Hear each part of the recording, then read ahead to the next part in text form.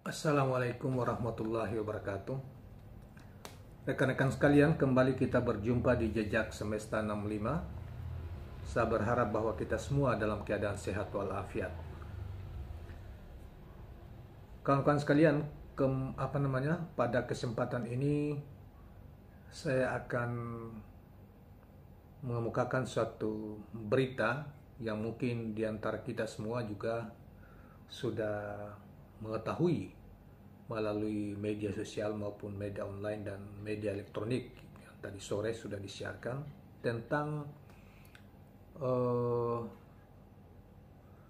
sikap Partai Kesejahteraan PKS, ya, Partai Keadilan Sosial, Partai Keadilan Sejahtera, ya, mohon maaf, yang telah kembali menyampaikan dukungannya kepada bakal calon Presiden Anies Rashid Baswedan, yang sebagaimana juga kita tahu bahwa Anies Rashid Baswedan untuk pertama kalinya diumumkan pencapresannya oleh Partai Nasdem pada akhir tahun lalu, kalau tidak salah pada bulan Oktober tahun 2022, yang kemudian sekitar semingguan yang lalu itu juga telah diumumkan juga didukung oleh Partai Demokrat melalui Ketua Umum Agus Harimurti Yudhoyono, dan hari ini Partai Keadilan Sejahtera telah disampaikan oleh Wakil Ketua Umum Dewan Syuro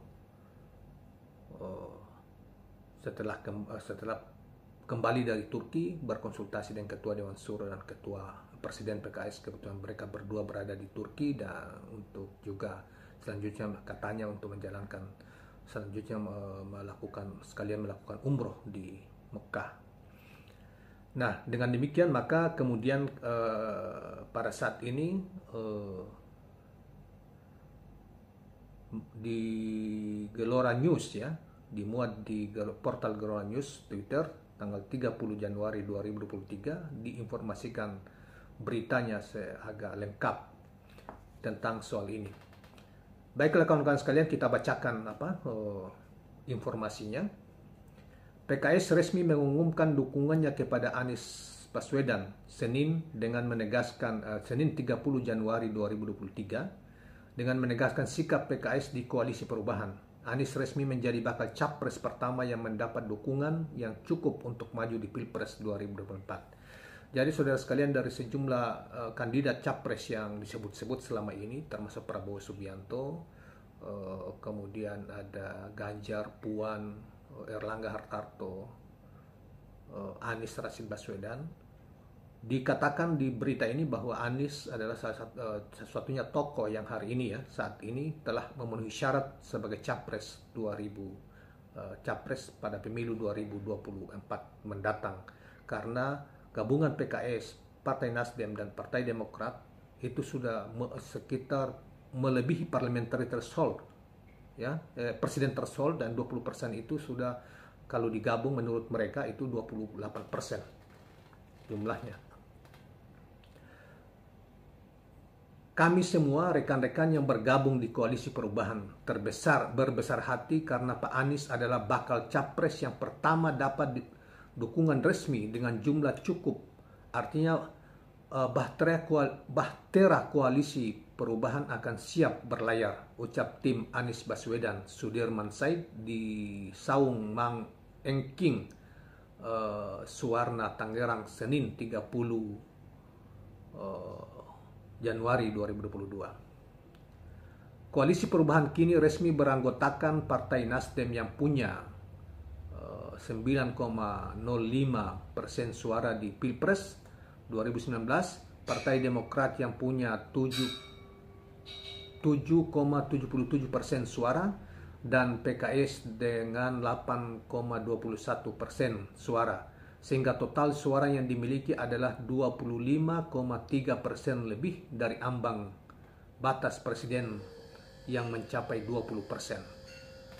Meski jumlah suara sudah cukup, Sudirman menyebut pihaknya membuka lebar kesempatan bagi partai parlemen atau non-parlemen yang hendak bergabung. Ia bahkan menyebut saat ini sudah ada beberapa partai yang secara informal menjalin komunikasi dengan pihaknya. Ini pekerjaan yang begitu besar.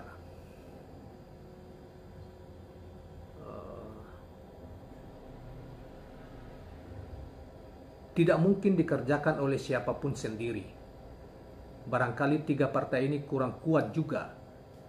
Jadi kalau ada partai lain yang ingin bergabung dan punya visi, misi sama, insya Allah kita selalu terbuka.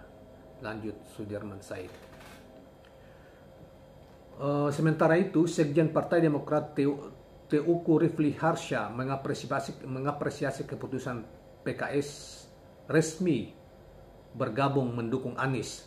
Ia berharap pembentukan koalisi ini bisa segera diresmikan dalam waktu dekat. Maksudnya tiga partai itu, pimpinan partai kumpul kemudian mendeklarasikan bersama, karena selama ini kan masih masing-masing ya. Tinggal semua nanti akan diformalitas oleh ketiga ketua umum partai untuk tanda tangan keputusan bersama bahwa Pak Anies diusung oleh 3 partai yang kalau diakumulasikan sudah presiden thresholdnya ya nggak salah sekitar 28% kata Rifki. Jadi ada yang mengatakan mungkin perlu ada penjumlahan yang teliti karena ada yang mengatakan 25 tadi, tetapi menurut Sekjen Partai Demokrat itu 28% capainya. Jadi kelebihan melebihi 8% dari 20% yang diperlukan. Rifki juga berharap ketiga partai yang saat ini bergabung dengan koalisi perubahan bisa menjadi poros alternatif harapan publik. Ia juga berharap dengan kehadiran koalisi ini dan pencalonan Anies, masyarakat jadi lebih punya pilihan kandidat calon pemimpin. Niat kami adalah niat rekonsiliasi dan untuk bisa memperjuangkan seorang tokoh hak untuk dipilih. Dan masyarakat Indonesia juga ada hak untuk memilih. Mohon doanya kepada rakyat Indonesia, pungkasnya menutup uraian pembicaraan beliau. Baiklah kawan-kawan sekalian, seperti awal tadi saya katakan bahwa karena tadi saya lihat pengumuman itu juga live di televisi, termasuk misalnya di TV One, juga di Kompas TV misalnya juga ketika diumumkan ini.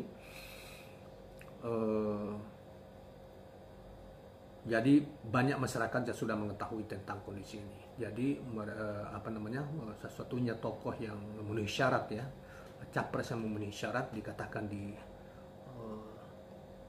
sini itu adalah Anies Rashid Baswedan. Anies sendiri, saudara sekalian, sebagaimana kita tahu semua bahwa pada hari ini beliau berkunjung 2 hari antara tanggal 30 sampai 31 Januari 2024 di NTB. Dan kita juga sudah buatkan video begitu luar biasa masyarakat menyambutnya di bandara sampai ke berbagai tempat. Puluhan ribu orang ya menghadiri acara silaturahminya pada sore, siang, dan sore hari. Kemudian pada malam harinya juga demikian sama, silaturahmi bersama dengan masyarakat. Kemudian besok kalau tidak salah itu di Bima ya, di Bima mereka akan melakukan silaturahmi juga dengan masyarakat Bima. Nah, kawan-kawan sekalian, sehingga dalam pengumuman itu memang Anies tidak hadir, termasuk juga Partai Nasdem, karena Partai Nasdem rata-rata tim kecil yang dibentuk itu mereka mendampingi Anies Rashid Baswedan berkunjung ke NTB. Dan ada satu lagi kebetulan pimpinan komisi berapa ya yang kemudian ikut juga memimpin rapat sehingga tidak hadir. Tetapi yang hadir itu ada Sekjen Partai Demokrat dan mungkin 1-2 pengurus, ditambah dengan PKS, dan ada Pak Sudirman Said yang mantan menteri kalau tidak salah mantan SDM ya, menteri SDM pada periode pertama Pak Jokowi, yang kemudian diresafel bersamaan dengan resafel-nya Pak Anies Rashid Baswedan sebagai Menteri Pendidikan pada saat itu. Nah, kawan-kawan sekalian, demikianlah informasi ini kita sampaikan dengan kita kutip dari Twitter, dari portal